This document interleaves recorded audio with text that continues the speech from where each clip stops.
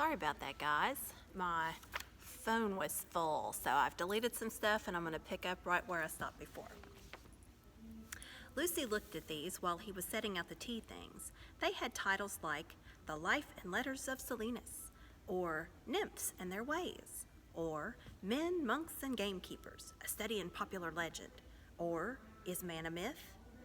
Now, daughter of Eve, said the fawn, and really it was a wonderful tea.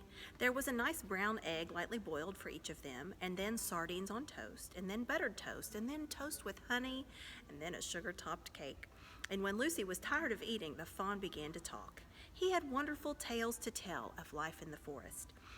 He talked about the midnight dances and how the nymphs who lived in the wells and the dryads who lived in the trees came out to dance with the fawns, about long hunting parties after the milk-white stag who would give you wishes if you caught him, about feasting and treasure-seeking with the wild red dwarfs in deep mines and caverns far beneath the forest floor. And then about summer, when the woods were green and old Silenus on his fat donkey would come to visit them, and sometimes Bacchus himself. And then the streams would run with wine instead of water, and the whole forest would give itself up to jollification for weeks on end. Not that it isn't always winter now, he added gloomily. Then to cheer himself up, he took out from its case on the dresser a strange little flute that looked as if it were made of straw, and began to play.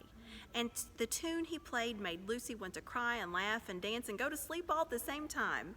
And it must have been hours later when she shook herself and said, "Oh, Mr. Tumnus, I'm so sorry to stop you, and I do love that tune, but really, I must go home.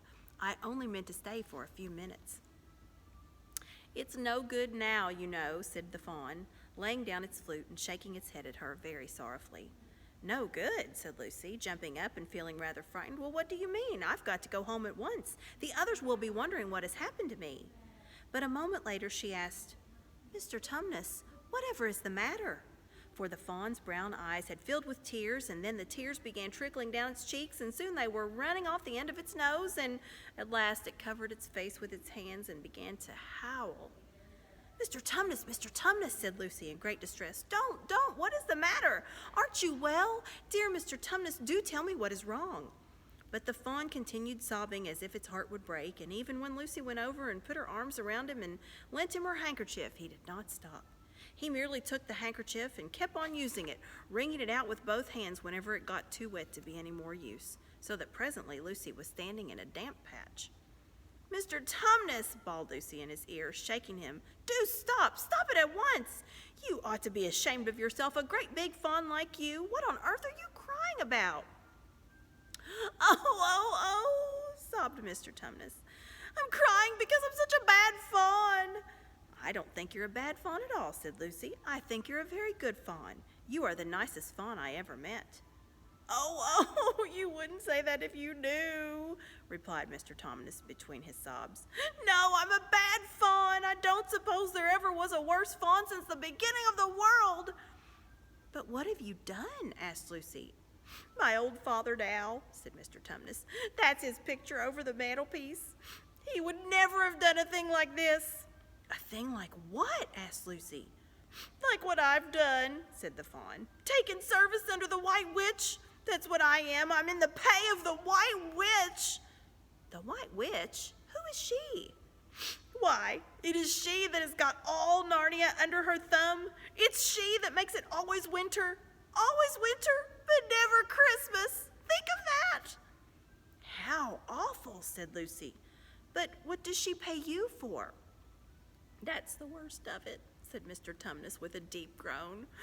"I'm a kidnapper for her, that's what I am. Look at me, daughter of Eve. Would you believe that I'm the sort of fawn to meet a poor innocent child in the wood, one that had never done me any harm, and pretend to be friendly with it, and invite it home to my cave, all for the sake of lulling it to sleep and then handing it over to the White Witch?"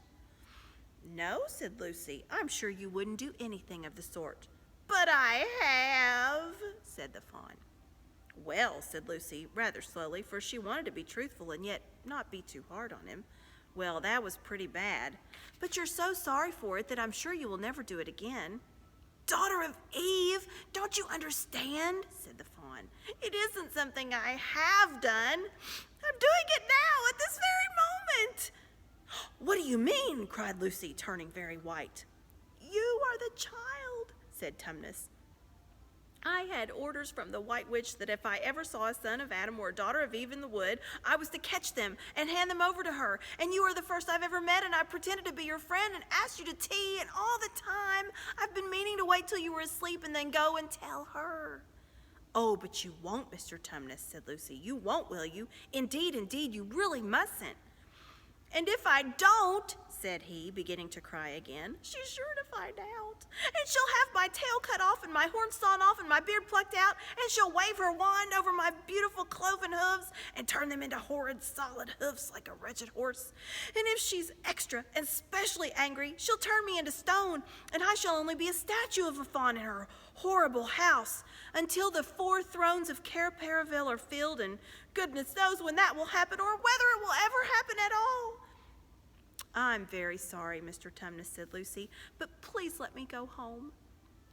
"Of course I will," said the fawn. "Of course I've got to. I see that now.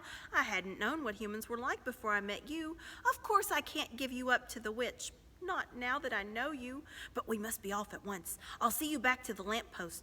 I suppose you can find your own way from there back to Spare and Wardrobe." "I'm sure I can," said Lucy. "We must go as quietly as we can," said Mr. Tumnus. "The whole wood is full of her spies. Even some of the trees are on her side." They both got up and left the tea things on the table, and Mr. Tumnus once more put up his umbrella and gave Lucy his arm, and they went out into the snow. The journey back was not at all like the journey to the fawn's cave. They stole along as quickly as they could without speaking a word, and Mr. Tumnus kept to the darkest places.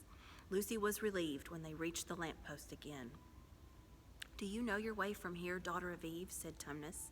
Lucy looked very hard between the trees and could just see in the distance a patch of light that looked like daylight. "Yes," she said, "I can see the wardrobe door." "Then be off home as quick as you can," said the fawn. "And can you ever forgive me for what I meant to do?" "Why, of course I can," said Lucy, shaking him heartily by the hand, "and I do hope you won't get into dreadful trouble on my account." "Farewell, daughter of Eve," said he. "Perhaps I may keep your handkerchief." "Rather," said Lucy, and then ran toward the far-off patch of daylight as quickly as her legs would carry her. And presently, instead of rough branches brushing past her, she felt coats, and instead of crunching snow under her feet, she felt wooden boards, and all at once she found herself jumping out of the wardrobe and into the same empty room from which the whole adventure had started. She shut the wardrobe door tightly behind her and looked around, panting for breath. It was still raining, and she could hear the voices of the others in the passage. "I'm here," she shouted. "I'm here. I've come back. I'm all right." So that's the end of chapter 2. And tomorrow I will see you again, and we'll start with chapter 3. I hope you're enjoying The Lion, the Witch, and the Wardrobe by C.S. Lewis. Hope everyone's keeping well and safe, and I'll see you tomorrow.